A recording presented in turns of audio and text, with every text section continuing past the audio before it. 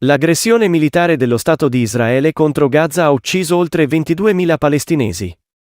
Più di 57.000 sono i feriti e altre migliaia sono i dispersi sotto le macerie delle loro stesse case. Circa 8.000 bambini e bambine sono morti in questi 3 mesi di guerra. Gaza è un cimitero di bambini, ha affermato Antonio Guterres, segretario generale delle Nazioni Unite. Circa 1,9 milioni sono le persone sfollate. Sono 106 i giornalisti uccisi, 144 gli operatori umanitari, 142 UNRWA e 40 gli operatori della protezione civile. Questa orribile conta viene da dati ufficiali di OCHA United Nations Office for the Coordination of Humanitarian Affairs nei territori palestinesi occupati, aggiornati al 2 gennaio 2024. I bombardamenti e le aggressioni di soldati e coloni israeliani hanno colpito anche il resto della Palestina occupata causando altra distruzione, migliaia di arresti, centinaia di morti, compresi 80 bambini e bambine. La situazione sanitaria è terribile. Come denuncia i sanitari per Gaza, al 28 dicembre 2023. Di 36 ospedali solo 11 sono oggi parzialmente funzionanti, 1 nel nord di Gaza e 10 nel sud, con un'occupazione media dei letti superiore al 200%. A causa del blocco degli aiuti umanitari, ospedali e cliniche devono far fronte a un'acuta carenza di forniture di base, tra cui medicinali, carburante, acqua e cibo. 300 operatori sanitari sono stati uccisi e oltre 70 membri del personale medico sono stati arrestati e portati in un'area sconosciuta e da membri dell'esercito israeliano. A causa della privazione di acqua, le malattie infettive si stanno diffondendo nei rifugi sovraffollati, con 360.000 casi segnalati tra cui infezioni respiratorie, diarrea, epatite, malattie della pelle e meningiti. Quasi 20.000 bambini palestinesi sono nati in guerra secondo l'UNICEF. Si tratta di un bambino nato in questa orrenda guerra ogni 10 minuti circa, ha detto Tess Ingram, portavoce dell'UNICEF, tornata da poco dalla striscia di Gaza. Diventare madre dovrebbe essere un momento di festa. Ma a Gaza è un altro bambino consegnato all'inferno, ha dichiarato in una conferenza stampa in cui ha raccontato la situazione a cui si è trovata di fronte. L'umanità non può permettere che questa versione distorta della normalità continui ancora a lungo. Madri e neonati hanno bisogno di un cessate il fuoco umanitario. La situazione delle donne incinte e dei neonati nella striscia di Gaza è inconcepibile e richiede azioni più efficaci e immediate, ha aggiunto. La situazione già precaria della mortalità infantile e materna è peggiorata con il collasso del sistema sanitario. Le madri devono affrontare sfide inimmaginabili per accedere a cure mediche adeguate, nutrizione e protezione prima, durante e dopo il parto. In tutto il mondo il movimento di solidarietà ha agito per mobilitare milioni di persone nelle strade chiedendo un cessate il fuoco permanente. Dobbiamo intensificare questa pressione coordinando le azioni. Rispondiamo, pertanto, all'appello internazionale per un Global Day of Action for Gaza, giornata di mobilitazione unitaria il 13 gennaio. Chiediamo la fine definitiva del massacro a Gaza e delle aggressioni in Cisgiordania, la liberazione di tutti gli ostaggi e il rilascio degli oltre 1.000 palestinesi trattenuti in detenzione amministrativa in Israele, tra cui centinaia di minori. Chiediamo l'apertura dei valichi e che possano entrare nella striscia di Gaza, non solo da Rafah, aiuti essenziali e salvavita, compresi carburante, cibo, acqua, equip e cure mediche, con la garanzia dell'accesso in sicurezza del personale umanitario a Gaza. Ma soprattutto chiediamo che Israele ponga fine all'assedio totale della striscia di Gaza, alla punizione collettiva inflitta alla popolazione e all'occupazione militare dei territori palestinesi, nel rispetto delle risoluzioni delle Nazioni Unite e della legalità internazionale. È necessaria una soluzione politica a partire dalla fine del regime di apartheid e delle politiche di colonizzazione e di occupazione militare israeliane. Perché l'operazione Al-Aqsa Flood? 1. La battaglia del popolo palestinese contro l'occupazione e il colonialismo non è iniziata il 7 ottobre, ma è iniziata 105 anni fa, considerando 30 anni di colonialismo britannico e 75 anni di occupazione sionista. Nel 1918, il popolo palestinese possedeva il 98,5% della terra di Palestina e rappresentava il 92% della popolazione nella terra di Palestina. Mentre gli ebrei, portati in Palestina con campagne di immigrazione di massa in coordinamento tra le autorità coloniali britanniche e il movimento sionista, riuscirono a prendere il controllo di non più del 6% delle terre della Palestina e ad essere il 31% della popolazione prima del 1948, quando l'entità sionista fu annunciata nella terra storica della Palestina. A quel punto, al popolo palestinese fu negato il diritto all'autodeterminazione e le bande sioniste si impegnarono in una campagna di pulizia etnica contro il popolo palestinese con l'obiettivo di espellerlo dalle sue terre e dalle sue aree. Di conseguenza, le bande sioniste si impadronirono con la forza del 77% della terra di Palestina, dove espulsero il 57% del popolo palestinese, distrussero più di 500 villaggi e città palestinesi e commisero decine di massacri contro i palestinesi, che culminarono con la creazione dell'entità sionista nel 1948. Inoltre, continuando la loro aggressione, nel 1967 le forze israeliane occuparono il resto della Palestina, tra cui la Cisgiordania, la striscia di Gaza e Gerusalemme, oltre ai territori arabi intorno alla Palestina.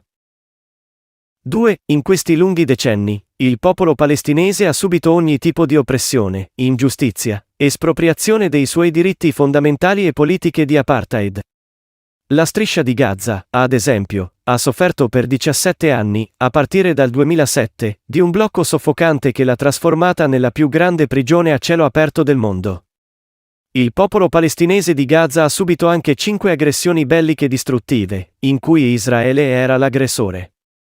Nel 2018 la popolazione di Gaza ha anche dato vita alle manifestazioni della Grande Marcia del Ritorno, per protestare pacificamente contro il blocco israeliano, le proprie miserevoli condizioni umanitarie e per chiedere il diritto al ritorno. Tuttavia, le forze di occupazione israeliane hanno risposto a queste proteste con la forza brutale, uccidendo 360 palestinesi e ferendone altri 19.000, tra cui oltre 5.000 minori, nel giro di pochi mesi.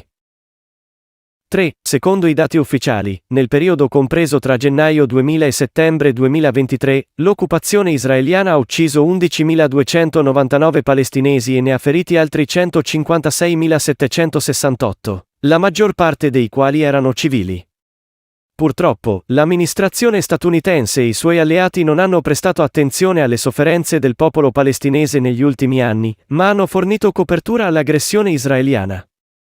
Si sono limitati a deplorare l'uccisione di soldati israeliani avvenuta il 7 ottobre, senza cercare la verità su quanto accaduto, e si sono ingiustamente schierati dietro la narrazione israeliana nel condannare un presunto attacco ai civili israeliani. L'amministrazione statunitense ha fornito il sostegno finanziario e militare ai massacri dell'occupazione israeliana contro i civili palestinesi e alla brutale aggressione alla striscia di Gaza. I funzionari statunitensi continuano ancora a ignorare ciò che le forze di occupazione israeliane stanno commettendo a Gaza con uccisioni di massa. 4. Le violazioni e le brutalità israeliane sono state documentate da molte organizzazioni delle Nazioni Unite e da gruppi internazionali per i diritti umani, tra cui Amnesty International e Human Rights Watch, e sono state documentate anche da gruppi israeliani per i diritti umani.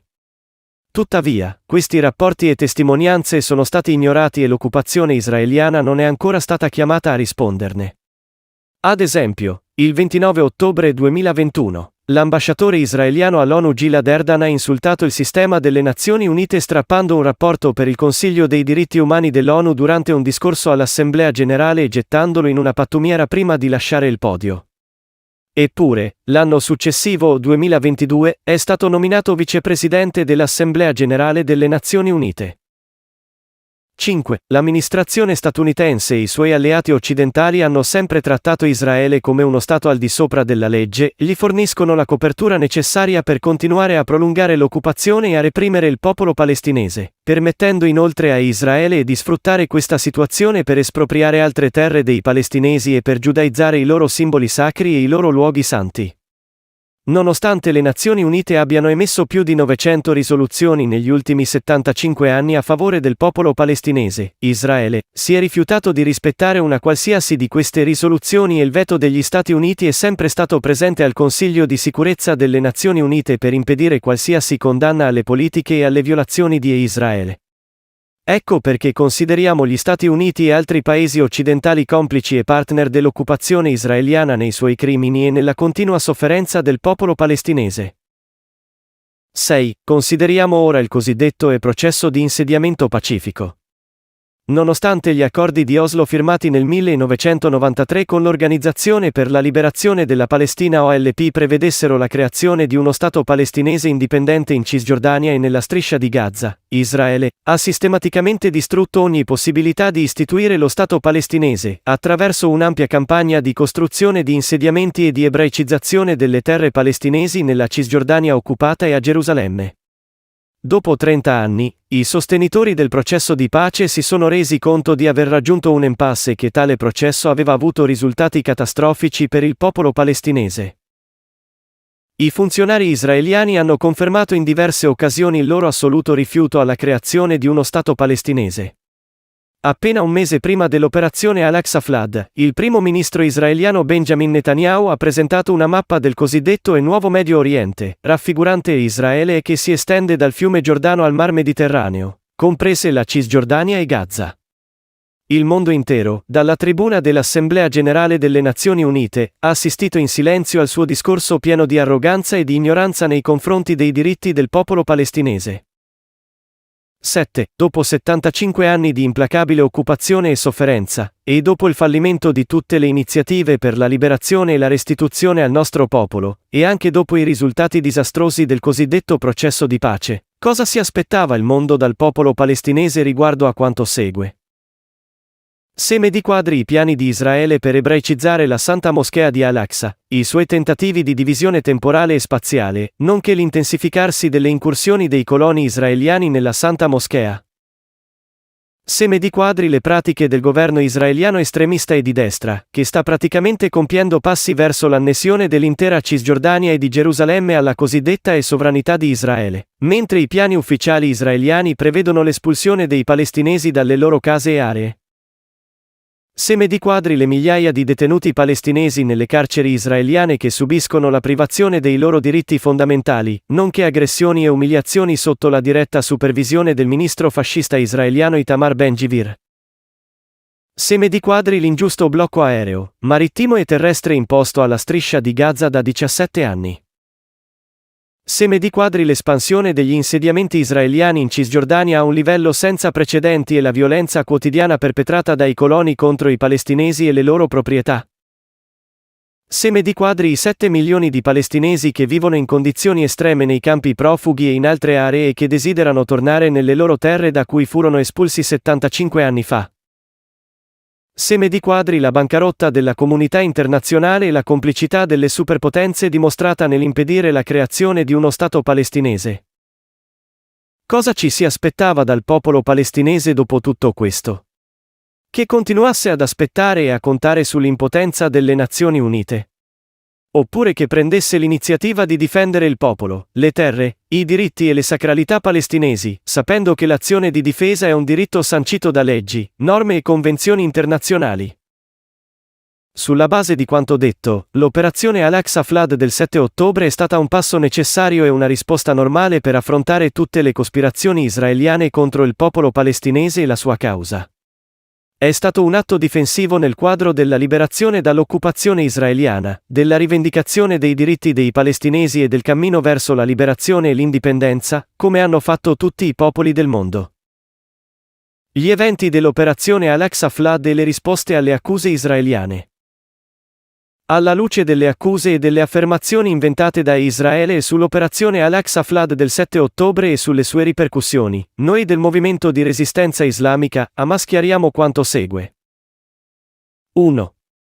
L'operazione Al-Aqsa Flood del 7 ottobre ha preso di mira i siti militari israeliani e ha cercato di arrestare i soldati del nemico per fare pressione sulle autorità israeliane affinché rilasciassero le migliaia di palestinesi detenuti nelle carceri israeliane, attraverso un accordo di scambio di prigionieri. Pertanto, l'operazione si è concentrata sulla distruzione della divisione Gaza dell'esercito israeliano e i siti militari israeliani di stanza vicino agli insediamenti israeliani intorno a Gaza. 2. Evitare di fare del male ai civili, specialmente ai bambini, alle donne e agli anziani, è un impegno religioso e morale di tutti i combattenti delle brigate Al-Qassam.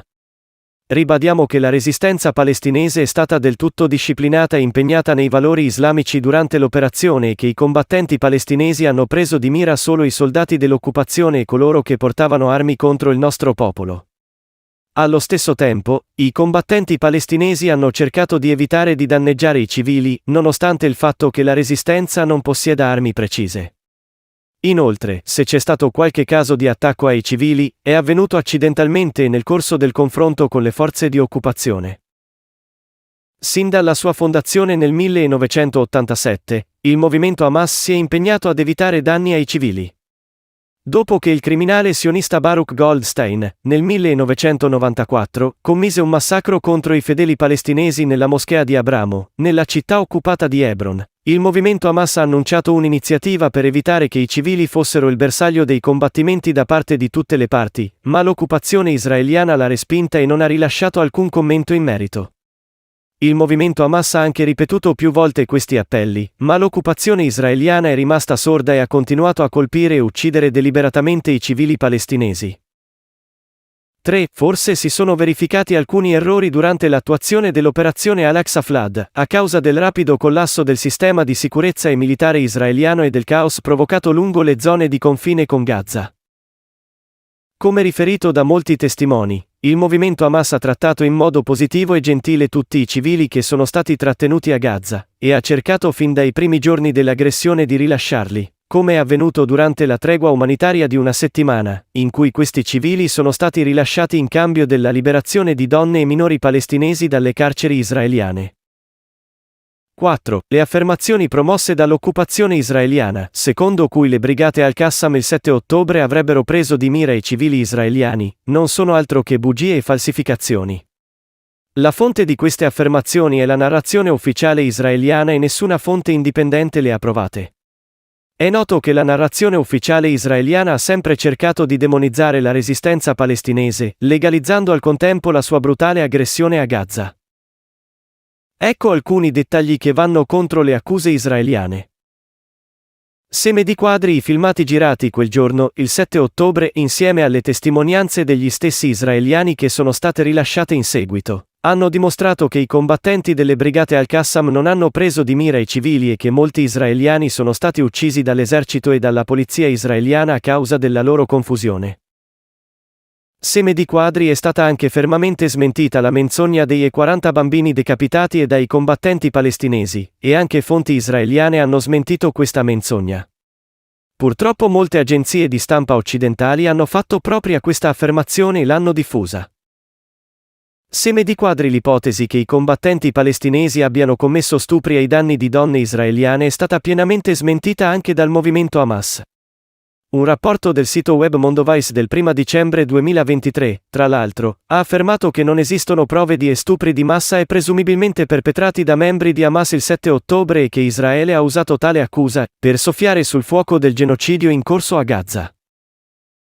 Secondo due rapporti del quotidiano israeliano Yediot Aharonot del 10 ottobre e del quotidiano Haaretz del 18 novembre, molti civili israeliani sono stati uccisi da un elicottero militare israeliano. In particolare quelli che si trovavano al festival musicale Nova vicino a Gaza, dove sono stati uccisi 364 civili israeliani. I due rapporti affermano che i combattenti di Hamas hanno raggiunto l'area del raduno senza alcuna conoscenza preventiva del festival, mentre l'elicottero israeliano ha aperto il fuoco sia sui combattenti di Hamas che sui partecipanti al festival. Lo Yediot Aharonot ha anche affermato che l'esercito israeliano, per prevenire ulteriori infiltrazioni da Gaza e per evitare la possibilità che degli israeliani venissero arrestati dai combattenti palestinesi, ha colpito oltre 300 obiettivi nelle aree circostanti la striscia di Gaza. Altre testimonianze israeliane hanno confermato che i raid dell'esercito israeliano e le operazioni dei suoi soldati hanno ucciso molti prigionieri israeliani insieme ai loro carcerieri. L'esercito di occupazione israeliano ha bombardato le case degli insediamenti israeliani in cui si trovavano combattenti palestinesi e israeliani, in una chiara applicazione della famigerata e direttiva Hannibal dell'esercito israeliano, che dice chiaramente: meglio un ostaggio civile o un soldato morto, piuttosto che uno preso vivo, e per evitare di impegnarsi in uno scambio di prigionieri con la resistenza palestinese. Inoltre, le autorità di occupazione hanno rivisto il numero dei loro soldati e civili uccisi da 1400 a 1200, dopo aver scoperto che 200 cadaveri bruciati appartenevano ai combattenti palestinesi uccisi e mescolati con i cadaveri israeliani. Ciò significa che chi ha ucciso i combattenti è lo stesso che ha ucciso gli israeliani, sapendo che solo l'esercito israeliano possiede gli aerei militari che hanno ucciso, bruciato e distrutto le aree israeliane il 7 ottobre. I pesanti raid aerei israeliani su Gaza, che hanno portato alla morte di quasi 60 prigionieri israeliani, dimostrano anche che l'occupazione israeliana non si preoccupa della vita dei propri prigionieri a Gaza. 5. È anche un dato di fatto che alcuni coloni israeliani negli insediamenti intorno a Gaza erano armati e si sono scontrati con i combattenti palestinesi il 7 ottobre. Questi coloni sono stati registrati come civili, mentre in realtà erano uomini armati che combattevano a fianco dell'esercito israeliano. 6. Quando si parla di civili israeliani, bisogna sapere che la coscrizione si applica a tutti gli israeliani al di sopra dei 18 anni, i maschi che hanno prestato 32 mesi di servizio militare e le femmine che ne hanno prestati 24, dove tutti possono portare e usare armi.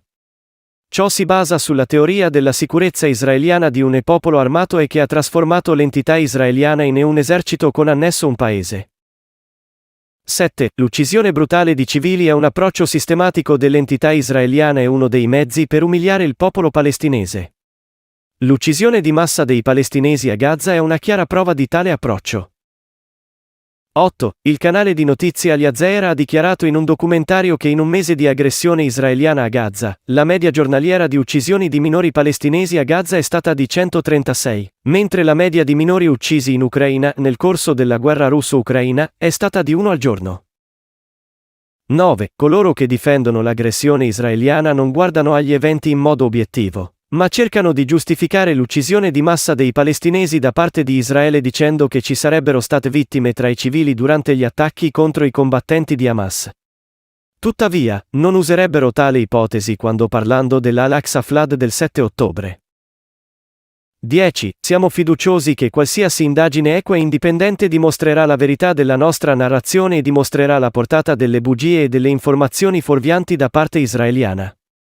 Questo include anche le accuse israeliane relative agli ospedali di Gaza, secondo cui la resistenza palestinese li avrebbe usati come centri di comando, un'accusa che non è stata provata ed è stata smentita dai rapporti di molte agenzie di stampa occidentali. Verso un'indagine internazionale trasparente. 1. La Palestina è uno Stato membro della Corte Penale Internazionale CPI e ha aderito allo Statuto di Roma nel 2015. Quando la Palestina ha chiesto di indagare sui crimini di guerra israeliani commessi nei suoi territori, si è trovata di fronte all'intransigenza e al rifiuto israeliano e alle minacce di punire i palestinesi per la richiesta alla CPI. È anche spiacevole menzionare che alcune grandi potenze, che affermano di essere portatrici di valori di giustizia, si sono completamente schierate con la narrativa dell'occupazione e si sono opposte alle mosse dei palestinesi nel sistema di giustizia internazionale. Queste potenze vogliono mantenere Israele come uno Stato al di sopra della legge e vogliono assicurarsi che sfuga alle sue responsabilità. 2. Esortiamo questi paesi, in particolare l'amministrazione statunitense, la Germania, il Canada e il Regno Unito, se intendono far prevalere la giustizia come sostengono, ad annunciare il loro sostegno al corso delle indagini su tutti i crimini commessi nella Palestina occupata e a dare pieno appoggio ai tribunali internazionali affinché svolgano efficacemente il loro lavoro. 3. Anche se è dubbio che questi paesi vogliano dare il loro sostegno alla giustizia, esortiamo ancora il procuratore della CPI e la sua equipe a recarsi immediatamente e con urgenza nella Palestina occupata per indagare sui crimini e le violazioni commessi in quel luogo, anziché limitarsi a osservare la situazione a distanza o a essere vincolati dalle restrizioni israeliane. 4. Nel dicembre 2022, quando l'Assemblea Generale delle Nazioni Unite ha approvato una risoluzione che chiedeva il parere della Corte Internazionale di Giustizia CIG sulle conseguenze legali dell'occupazione illegale dei territori palestinesi da parte di Israele, quei pochi paesi che sostengono Israele hanno annunciato il loro rifiuto alla mossa che veniva invece approvata da quasi 100 paesi. E quando il nostro popolo, e i suoi gruppi legali e per i diritti hanno cercato di perseguire i criminali di guerra israeliani davanti ai tribunali dei paesi europei attraverso il sistema della giurisdizione universale, i regimi europei hanno ostacolato queste mosse, preferendo che i criminali di guerra israeliani restassero liberi di muoversi. 5. Gli eventi del 7 ottobre devono essere inseriti in un contesto più ampio, ricordando tutti i casi di lotta contro il colonialismo e l'occupazione avvenuti nella nostra epoca. Queste esperienze di lotta dimostrano che allo stesso livello di oppressione commesso dall'occupante, corrisponde una risposta equivalente da parte del popolo occupato. 6. Il popolo palestinese e i popoli di tutto il mondo si rendono conto della portata delle menzogne e degli inganni che i governi che sostengono la narrazione israeliana praticano nel tentativo di giustificare la loro cieca parzialità e di coprire i crimini israeliani. Questi paesi conoscono le cause profonde del conflitto, che sono l'occupazione e la negazione del diritto del popolo palestinese a vivere dignitosamente nelle proprie terre. Questi paesi non mostrano alcuna preoccupazione per la continuazione dell'ingiusto blocco su milioni di palestinesi a Gaza, né per le migliaia di detenuti palestinesi nelle carceri israeliane, tenuti in condizioni in cui i loro diritti fondamentali sono per lo più negati. 7. Salutiamo le persone libere del mondo, di tutte le religioni, etnie e origini, che si riuniscono in tutte le capitali e città del mondo per esprimere il loro rifiuto ai crimini e ai massacri israeliani e per mostrare il loro sostegno ai diritti del popolo palestinese e alla sua giusta causa. Un promemoria per il mondo. Chi è Hamas? 1. Il movimento di resistenza islamica e Hamas è un movimento islamico di liberazione nazionale e di resistenza palestinese. Il suo obiettivo è liberare la Palestina e affrontare il progetto sionista. Il suo quadro di riferimento è l'Islam, che ne determina i principi, gli obiettivi e i mezzi. Hamas rifiuta la persecuzione di qualsiasi essere umano o la compromissione dei suoi diritti per motivi nazionalistici, religiosi o settari. 2. Hamas afferma che il suo conflitto è con il progetto sionista e non con gli ebrei a causa della loro religione. Hamas non lotta contro gli ebrei perché sono ebrei, ma lotta contro i sionisti che occupano la Palestina. Tuttavia, sono i sionisti che identificano costantemente l'ebraismo e gli ebrei con il loro progetto coloniale e la loro entità illegale. 3. Il popolo palestinese si è sempre opposto all'oppressione, alle ingiustizie e ai massacri contro i civili, indipendentemente da chi li commette. E sulla base dei nostri valori religiosi e morali, abbiamo chiaramente pronunciata la nostra condanna di ciò a cui gli ebrei sono stati esposti dalla Germania nazista. Ricordiamo che il problema ebraico era essenzialmente un problema europeo, mentre l'ambiente arabo e islamico è stato, nel corso della storia, un rifugio sicuro per il popolo ebraico e per altri popoli di altre credenze ed etnie. L'ambiente arabo e islamico è stato un esempio di coesistenza, interazione culturale e libertà religiosa. Il conflitto attuale è causato dal comportamento aggressivo del sionismo e dalla sua alleanza con le potenze coloniali occidentali, pertanto, condanniamo chi sfrutta la sofferenza degli ebrei in Europa per giustificare l'oppressione contro il nostro popolo in Palestina. 4. Il movimento Hamas, secondo le leggi e le norme internazionali, è un movimento di liberazione nazionale che ha chiari obiettivi e missione. La sua legittimazione a resistere all'occupazione deriva dal diritto palestinese all'autodifesa, alla liberazione e all'autodeterminazione. Hamas ha sempre voluto limitare la sua lotta e la sua resistenza all'occupazione israeliana nei territori palestinesi occupati, ma l'occupazione israeliana non ha rispettato lo stesso principio e ha commesso massacri e uccisioni contro i palestinesi al di fuori della Palestina. 5. Sottolineiamo che resistere all'occupazione con tutti i mezzi, compresa la resistenza armata, è un diritto legittimato da tutte le norme, dalle religioni divine, dalle leggi internazionali, comprese le Convenzioni di Ginevra con il primo protocollo aggiuntivo, e dalle relative risoluzioni delle Nazioni Unite, come la risoluzione 3236 dell'Assemblea Generale ONU, adottata dalla 29ª sessione dell'Assemblea Generale il 22 novembre 1974, che afferma i diritti inalienabili del popolo palestinese. In Palestina, tra cui il diritto all'autodeterminazione e il diritto al ritorno alle loro case e proprietà da dove sono stati espulsi, sfollati e sradicati. 6. Il nostro tenace popolo palestinese e la sua resistenza stanno conducendo una battaglia eroica per difendere la loro terra e i loro diritti nazionali contro la più lunga e brutale occupazione coloniale. Il popolo palestinese sta affrontando un'aggressione israeliana senza precedenti che ha commesso atroci massacri contro i civili palestinesi, la maggior parte dei quali erano minori e donne. Nel corso dell'aggressione a Gaza, l'occupazione israeliana ha privato il nostro popolo di Gaza di cibo, acqua, medicine e carburante, sottraendogli così ogni mezzo di sopravvivenza. Nel frattempo, gli aerei da guerra israeliani hanno colpito selvaggiamente tutte le infrastrutture e gli edifici pubblici di Gaza, tra cui scuole, università, moschee, chiese e ospedali, in un chiaro segno di pulizia etnica volta a espellere il popolo palestinese da Gaza. Eppure, i sostenitori dell'occupazione israeliana non hanno fatto nulla, ma hanno lasciato che continuasse il genocidio contro il nostro popolo. 7. L'uso da parte dell'occupazione israeliana del pretesto delle autodifesa e per giustificare l'oppressione contro il popolo palestinese è un processo di menzogna, inganno e capovolgimento dei fatti. L'entità israeliana non ha il diritto di difendere i suoi crimini e la sua occupazione, ma è il popolo palestinese che ha il diritto di obbligare l'occupante a porre fine all'occupazione.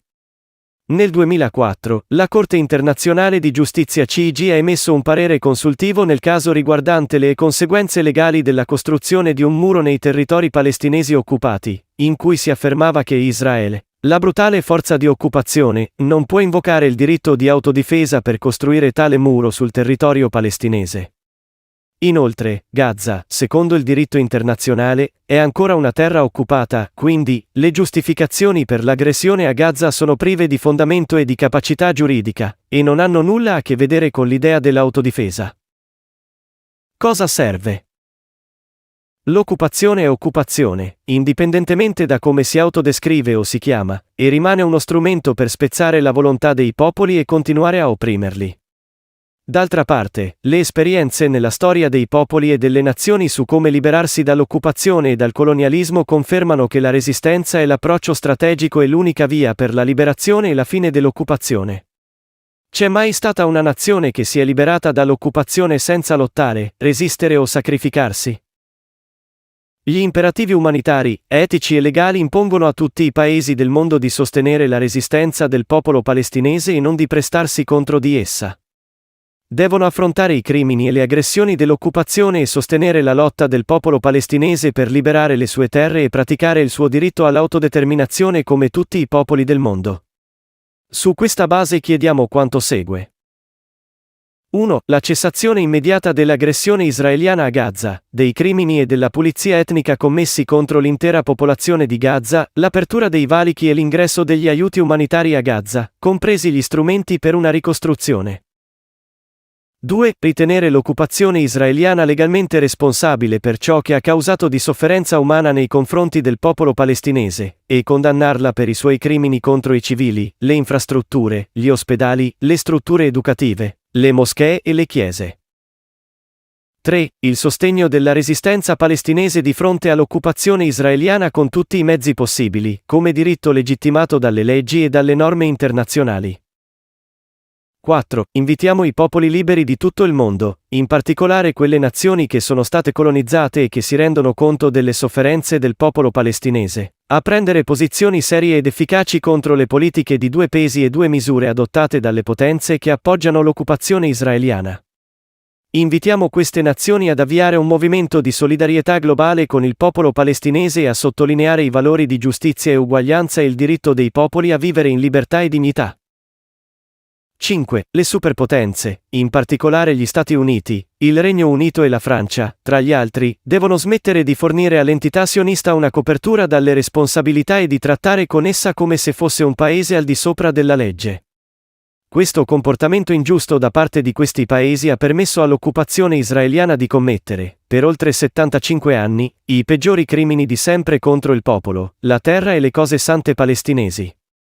Esortiamo i paesi di tutto il mondo, oggi più che mai, ad assumersi le proprie responsabilità nei confronti del diritto internazionale e delle relative risoluzioni delle Nazioni Unite che chiedono di porre fine all'occupazione. 6. Rifiutiamo categoricamente qualsiasi progetto internazionale o israeliano sul futuro di Gaza che serva solo a prolungare l'occupazione. Sottolineiamo che il popolo palestinese ha la capacità di decidere il proprio futuro e di organizzare i propri affari interni, e quindi nessuna parte del mondo ha il diritto di imporre una qualsiasi forma di tutela al popolo palestinese o di decidere per suo conto. 7. Esortiamo a opporsi ai tentativi israeliani di causare un'altra ondata di espulsioni o una nuova Nakba ai palestinesi, soprattutto nelle terre occupate nel 1948 e in Cisgiordania. Sottolineiamo che non ci sarà alcuna espulsione verso il Sinai o la Giordania o qualsiasi altro luogo, e se ci sarà un trasferimento dei palestinesi, sarà verso le loro case e le aree da cui sono stati espulsi nel 1948, come affermato da molte risoluzioni delle Nazioni Unite. 8. Chiediamo di mantenere la pressione popolare in tutto il mondo fino alla fine dell'occupazione, chiediamo di opporsi ai tentativi di normalizzazione con l'entità israeliana e di boicottare completamente l'occupazione israeliana e i suoi sostenitori. In questo momento la cosa importante è la vita dei bambini palestinesi, il genocidio da parte di Israele deve finire e tutto ciò è possibile solo con una pressione mondiale soprattutto da parte di Stati Uniti, Regno Unito. Questi stati devono fare la loro parte per bloccare il massacro dei bambini innocenti. Vi ringrazio per la visione del video e spero che avrete capito la situazione attuale della Palestina. Iscrivetevi al canale e condividete il video. Ci vediamo in un altro video. Ciao.